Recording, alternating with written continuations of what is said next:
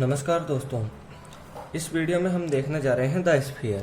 सबसे पहले हम इसकी डेफिनेशन देख लेते हैं, उसके बाद हम इसकी इक्वेशन देखेंगे, स्फीयर की इक्वेशन कैसी होती है और इससे रिलेटेड हम एग्जांपल्स देखेंगे। तो सबसे पहले डेफिनेशन देख लेते हैं, क्योंकि डेफिनेशन 1 नंबर के क्वेश्चंस में पूछ ली जाती है। तो देखो यहाँ पर definition, if A point moves in space such that it's distance from a fixed point always remains same. यानी कि कोई पॉइंट, एक पॉइंट है, जैसे ये पॉइंट है, ये तो फिक्स्ड पॉइंट है और ये पॉइंट है। ये पॉइंट क्या करता है कि स्पेस में मूव करता है, ठीक है, इस तरह मूव करता है कि जो ये पॉइंट मूव कर रहा है, ये पॉइंट, ओके, ये पॉइंट मूव इस तरह करता है, इस पथ पे जो मैंने बनाया है, इस पथ पे जब इस पथ पे मूव करता है तो जो इसकी डिस्टेंस रहती है इस पॉइंट की, इस फिक्स्ड पॉइंट से, वो हमेशा सेम रहती है। तो जो ये लोकस मिलता है हमको इस पॉइंट का, यानी ये पथ मिल रहा है, ये पथ ही यहाँ पर स्फीयर कहा जाता है। ओके, अब देखो जो ये फिक्स्ड पॉइंट है, इसको तो हम कहते हैं सेंटर ऑफ स्फीयर। ओके, देखो आप देखोगे, आप कहोगे कि ये तो सर्कल है, लेकिन क्या इस प्लेन पे हम स्फीयर को शो नहीं कर सकते। यहाँ पर अगर हम यहाँ पर देखेंगे, 3D जियोमेट्री में देखेंगे तो स्फीयर को हम समझ सकते हैं। मैं यहाँ पर प्लेन पे समझाने के लिए बता रहा हूँ। अब जो फिक्स्ड पॉइंट है इसको हम सेंटर कहते हैं, और जो कांस्टेंट डिस्टेंस है इसको हम कहते हैं radius. Okay, fixed point is called centre and constant distance is called radius of sphere. तो इस तरह ये डेफिनेशन हो गई। अब हम देखेंगे इक्वेशन ऑफ स्फीयर। ओके, अब देखो यहाँ पर देखो हम पहला केस लेते हैं, जिसके अंदर क्या हो रहा है, if centre of sphere is alpha beta gamma, जैसा यहाँ पर मैंने इस फिगर में बताया है।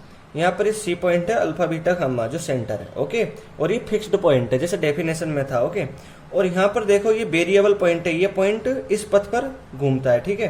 तो ये पी एक्स वाई जेड इसके कोऑर्डिनेट्स हैं, ओके, और ये आर इसकी रेडियस है, ठीक है। अब देखो हम क्या करेंगे, यहाँ पर इसकी इक्वेशन फाइंड करने के लिए क्या करेंगे, आप जानते हो इस पॉइंट पी और इस पॉइंट सी, भले ये पॉइंट पी यहाँ हो या यहाँ हो, कहीं भी हो इस पथ पर, ओके, तो जो इनके बीच में जो डिस्टेंस होगी वो आर के इक्वल होगी।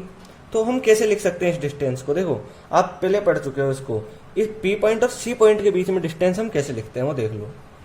यहाँ पर पी पॉइंट और सी पॉइंट के बीच डिस्टेंस, तो एक्स माइनस ए का स्क्वायर करते हैं सबसे पहले, तो एक्स माइनस अल्फा का square plus Y minus beta का square, okay, plus Z minus gamma का स्क्वायर कर देते हैं, ओके, और उसके ऊपर क्या हो जाता है, रूट लग जाता है। ये डिस्टेंस यानी पी और सी पॉइंट के बीच में डिस्टेंस हम इस फॉर्मूला से फाइंड करते हैं, या आप 11th क्लास में देख चुके होंगे, ठीक है। अब यहाँ पर जो पी और सी पॉइंट के बीच डिस्टेंस है वो रेडियस के बराबर है, तो यहाँ हम आर लिख देंगे। अब देखो जब हम दोनों तरफ स्क्वायर कर देंगे, यहाँ पर हम दोनों तरफ स्क्वायर करेंगे तो x square plus alpha square minus square को यहाँ ओपन नहीं करेंगे, इसको डायरेक्ट स्क्वायर कर देते, तो हमको एक्स माइनस अल्फा का square plus Y minus beta का square plus Z minus gamma का स्क्वायर, इधर स्क्वायर हो जाएगा तो इधर आर स्क्वायर हो जाएगा। तो देखो ये जो हमको इक्वेशन मिली है, ये इक्वेशन ही स्फीयर की रिक्वायर्ड इक्वेशन होती है, ठीक है, स्फीयर की रिक्वायर्ड इक्वेशन होती है। अब आप ये मान के चलो, हम एक केस 2 ले लेते हैं। केस 2 में क्या होगा वो देखो। केस 2 में मान के चलो कि ये सेंटर है, ये जो सेंटर है ओरिजिन पे आता है। तो जब ये ओरिजिन पे आएगा तो यहाँ ये इसके कोऑर्डिनेट्स क्या हो जाएंगे वो देख लो। इसके हो जाएंगे अल्फा की जगह 0, बीटा की जगह 0 और गामा की जगह 0, जब ये इसका सेंटर ओरिजिन हो जाएगा तो, ठीक है। तो हम इस इक्वेशन में, जो ये इक्वेशन हमको मिली है, ओके, हम इसको इक्वेशन बन के देते हैं, और यहाँ पर इस इक्वेशन भर में अल्फा बीटा और गामा की जगह पर हम अल्फा बीटा और गामा की जगह पर 0 रख देंगे। तो हमको क्या मिल जाएगा, x square plus y square plus z square is equal to r square. ये इक्वेशन होती है स्फीयर की, जब स्फीयर का जो सेंटर होता है वो ओरिजिन पर होता है, तो ये इक्वेशन हमको मिल जाती है। तो इसको हम इक्वेशन 2 बोल देते हैं, ओके।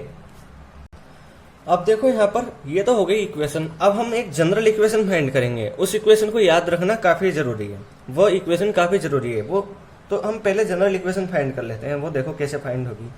तो जनरल इक्वेशन फाइंड करने के लिए क्या करेंगे, जो इक्वेशन 1 है जो इक्वेशन बने इसको हम, जो इसके स्क्वायर है इनको हम ओपन कर लेंगे, तो हमको यहाँ मिल जाएगा x square plus alpha square minus 2x alpha, या इसको हम 2 अल्फा एक्स लिख लेते हैं, ज़्यादा सही रहेगा 2 अल्फा एक्स। यहाँ ओपन करेंगे तो y square plus beta square minus 2 beta y, और यहाँ ओपन करेंगे तो z square plus gamma square, okay, और माइनस 2 गामा जेड, ओके, हमको ये मिल जाएगा 2 gamma z is equal to r square, ये हमको मिल जाएगा।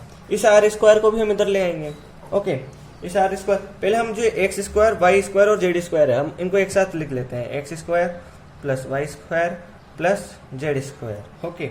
उसके बाद देखो जो ये अल्फा एक्स बीटा वाई और ये वाली टर्म है, इनको हम एक साथ लिख लेते हैं, minus 2 alpha x minus 2 beta y और माइनस 2 गामा जेड, ओके, ये लिख लिया।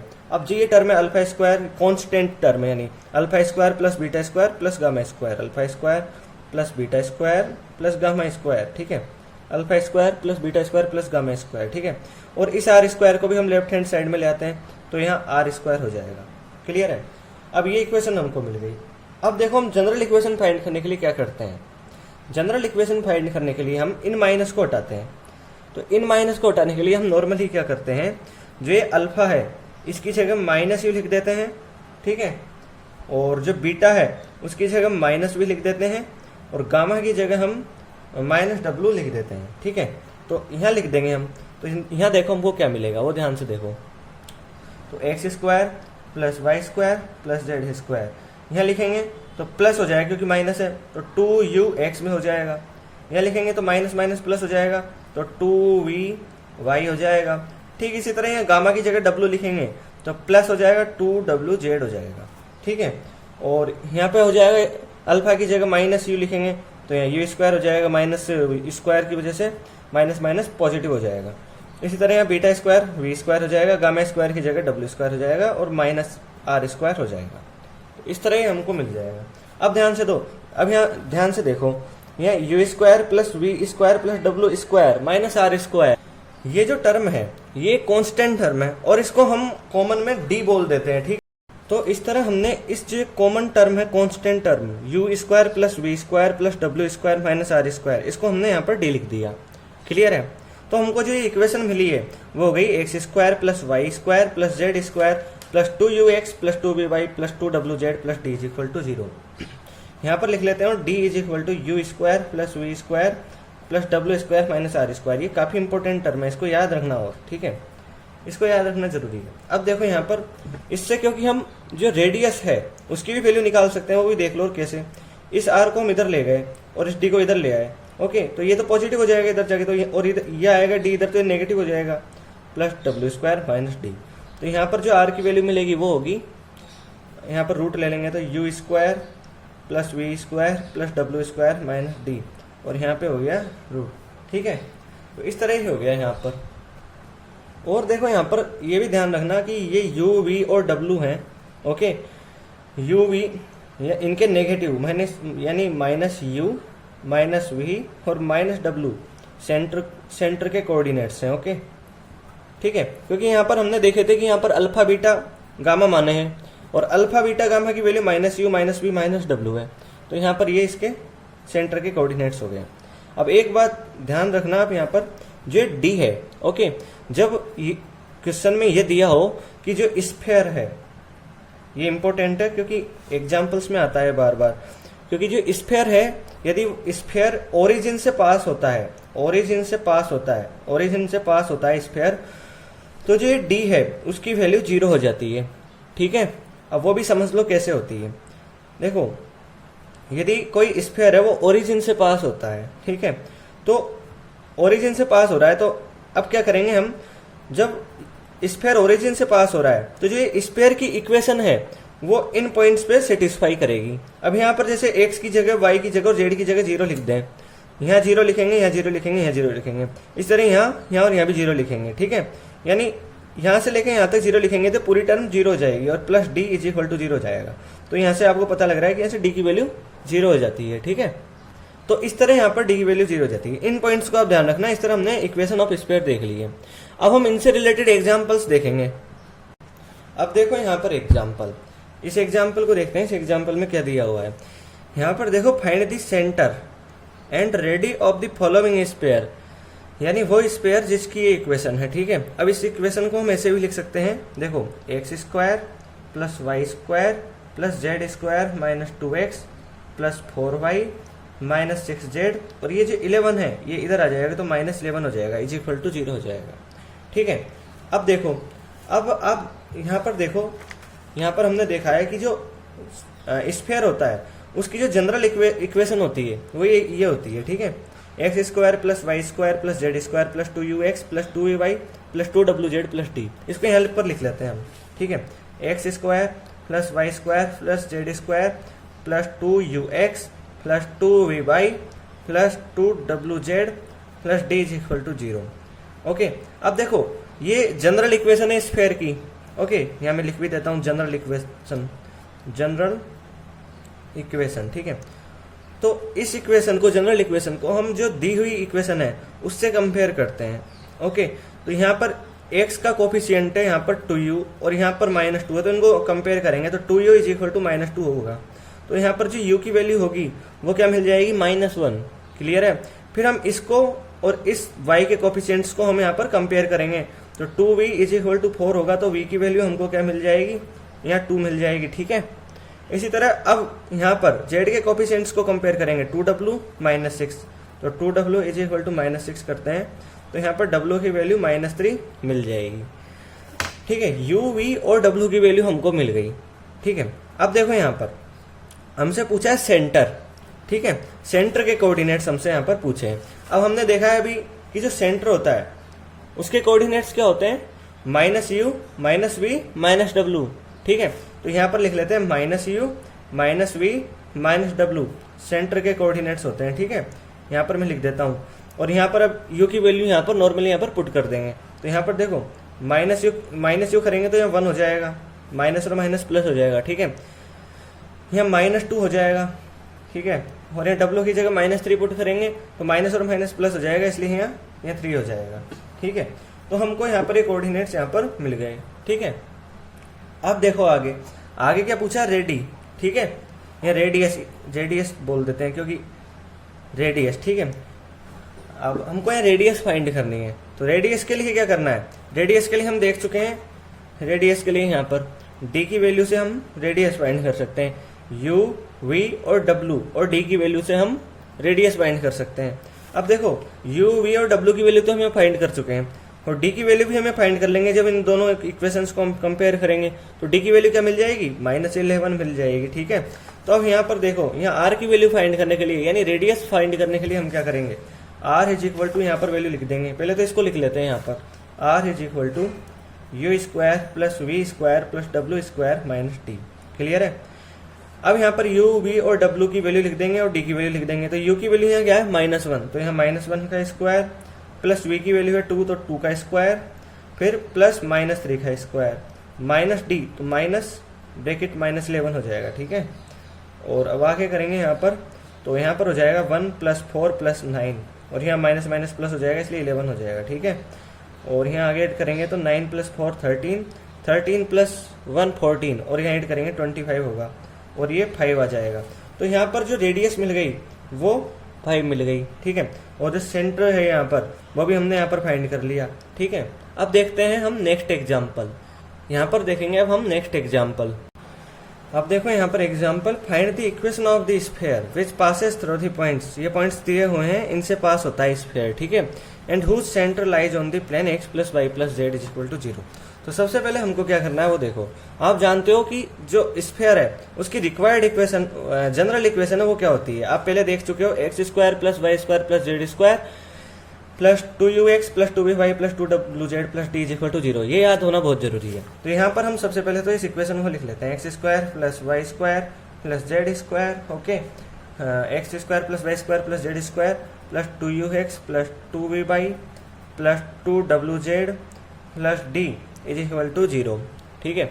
ये इक्वेशन हमको याद होना चाहिए, ठीक है। अब यहाँ पर हम क्या करेंगे वो देखो, पहले तो इसको इक्वेशन 1 दे देते हैं, ठीक है। अब देखो कहा गया है कि जो स्फीयर है वो इन पॉइंट से पास होता है, ठीक है।